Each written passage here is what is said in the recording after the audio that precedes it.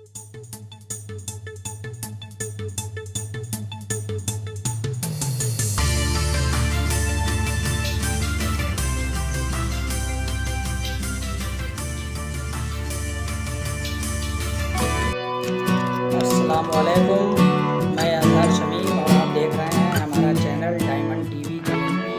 आज हम आए हुए हैं सिपा मोहल्ले में। यहाँ एक जगह का नाम है चाचकपुर।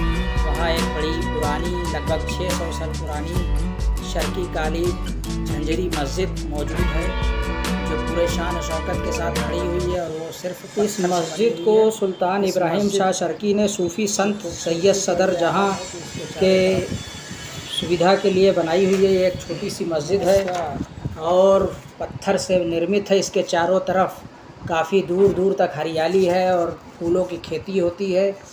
बड़ा ही खूबसूरत मंज़र है।